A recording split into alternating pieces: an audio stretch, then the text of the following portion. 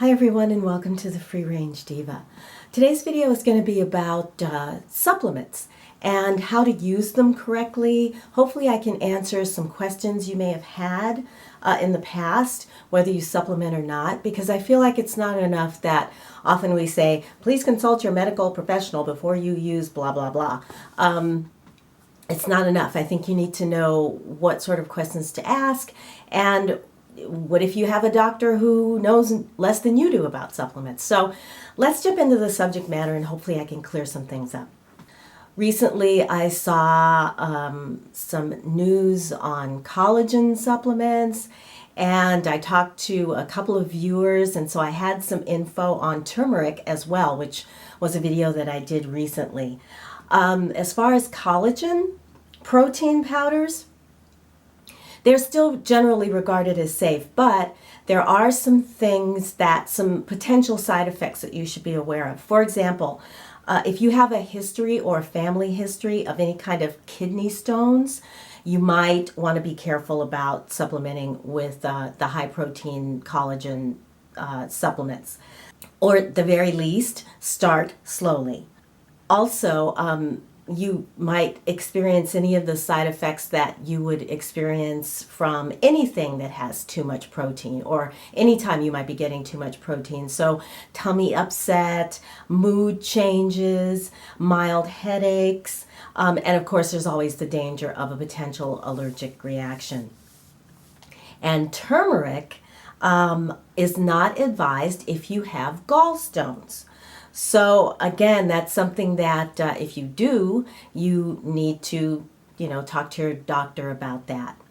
First thing I want to talk about is dosages, because often when I hear people say, I tried this particular herb or this particular supplement and it didn't work, usually it has something to do with the amount and for the duration of the time that you took it. So for example, you have all seen on supplement packaging and heard the recommended dosage. This is the dosage for nutrients that are critical to the body, for nutrients that the body doesn't make on its own. This dosage will keep you alive and will ward off any particular problems that might occur if you don't get that particular nutrient. For example, vitamin C is a critical nutrient, and the recommended amount is enough to make sure that you don't get rickets, for example, and that you, again, get the amount to keep you alive and functioning.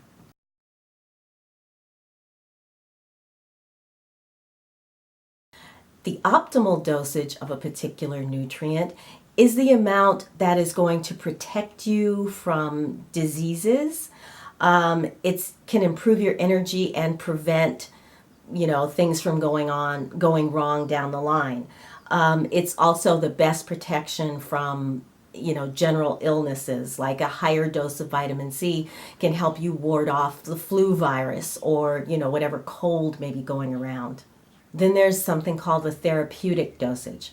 This is the dosage that can treat a condition or improve the outcome of your therapy or treatment for a particular condition.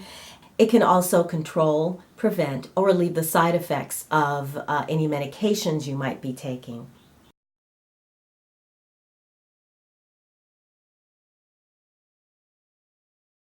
In order to help you wade through what for you might be the optimal dosage, the therapeutic dosage, this is where you need to work with a professional.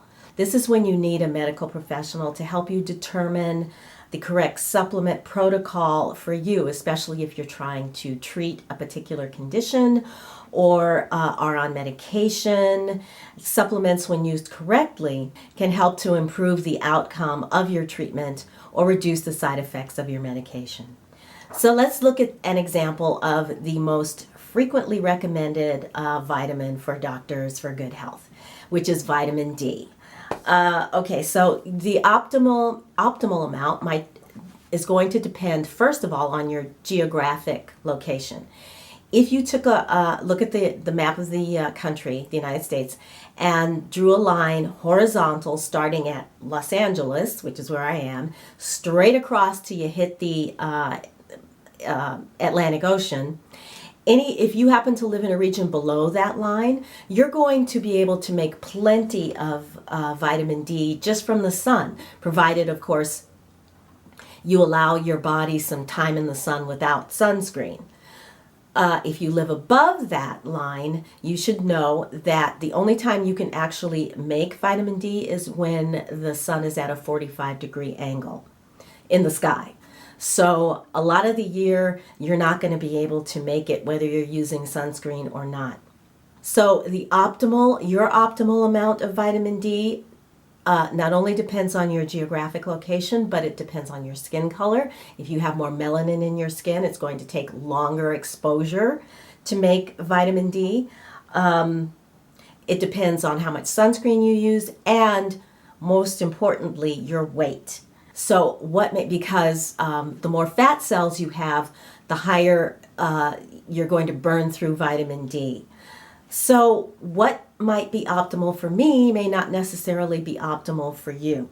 A few years ago, when I had my vitamin D levels tested, my doctor, they were very good. They were high optimum levels. And she said in order to maintain those, I should take 2,000 IUs of vitamin D a day, which is what I did for several years. Then I developed allergies to the environment, to food, and I needed more. In order to keep my allergy symptoms at bay, or at least low, I need 4,000 IUs a day. When the season, because I'm allergic to mold, not only black mold, but tree mold and leaf mold, things that are ubiquitous in the environment. And so when at certain times of year it gets really bad, I can up my vitamin D to 6,000, and that helps to keep things like the ringing, the tinnitus that I suffer from away. So my vitamin D requirements change according to the seasons, I suppose. I recently saw this article of the list of the vitamins and minerals that are recommended by dermatologists to keep you looking healthy and beautiful. They recommend selenium, vitamin E, vitamin C, and fish oil. Do you need to supplement, is the question.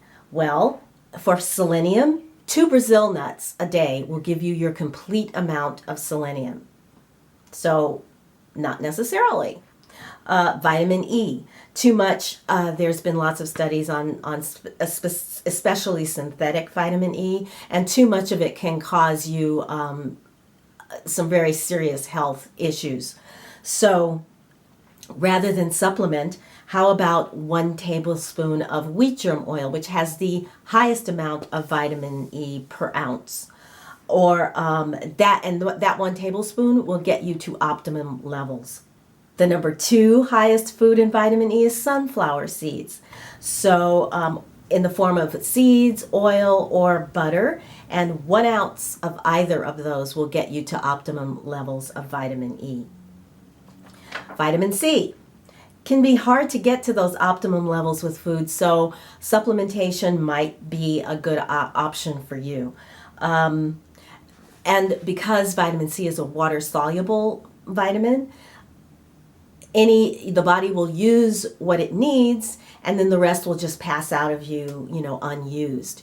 So if you're not getting, like a lot of high vitamin C fruits or vegetables in your diet, then a supplement might be a good way for you to go. And then finally, fish oil. So it's the DHA and the EPA, omega-3 fatty acids that are critical for the body. So if you eat fish frequently, you may not need to supplement. For example, 3 ounces of salmon, sardines, mackerel, or sea bass, in that order, have the highest amounts of fish oil. And these are all wild-caught fish, of course. So again, it depends on your diet. Like if you don't get a lot of fish, then maybe you'll need to supplement, because the DHA and the EPA are the omega-3 fatty acids that protect you from heart disease as well as brain, diseases. So notes, yes. So the takeaway from all this is that you need to consult your medical professional, especially if you're taking medication or have an illness or health issue that you're trying to improve. Get a blood test to determine your blood levels of these nutrients. You can use books and blogs or other resources to help you research, how best to go about your treatment or your therapy with a supplement. Now, I prefer a medical doctor who can run the blood tests that you need, especially when it comes to drug and supplement interactions.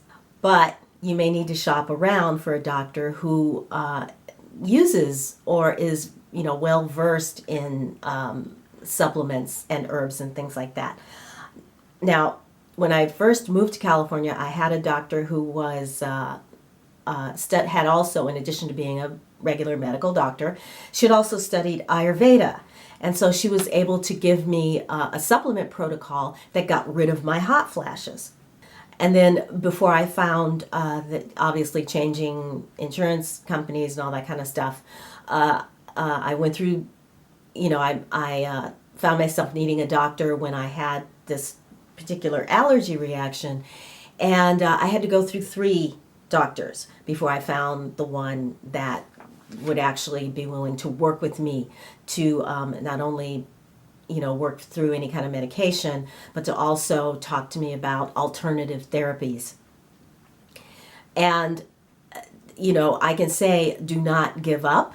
If you're working with a doctor who you find doesn't listen to you or isn't interested in listening to you, find another one. Shop around and don't feel like you have to be stuck with someone who won't cooperate or won't listen to you. Most insurance companies offer a large choice between physicians that you can select as your primary care. And many of the larger PPOs have an online presence for each of their physicians, so you can find out more about them and more about their treatment philosophy.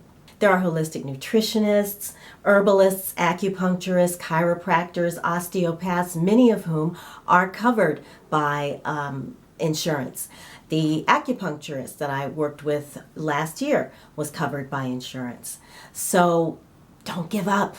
Keep looking.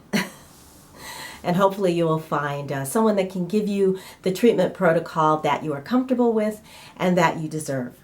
It may take extra time and a little extra energy, but it's worth it. It really, really is. So that's going to wrap it up for today. I hope you enjoyed this video and found it helpful. If you did, I'd really appreciate a thumbs up because that helps out the channel. And if you haven't subscribed, I would love it if you did that because there are a lot of fun things coming up on Free Range Diva this summer, and I'd love it if you were a part of it. And don't forget, leave me a comment letting me know your experience, if you're happy with your healthcare, with your healthcare practitioners, if you've worked with any holistic practitioners, how you feel about supplementing, because the more information we share, the more that we all can learn. So let's talk about it a little bit. All right, everybody, that's going to wrap it up for today. Did I forget anything? So until I see you in my next video, I'm wishing you a wonderful day, a wonderful week. Take good care of yourselves, and I will talk to you again very, very soon. Bye, everybody.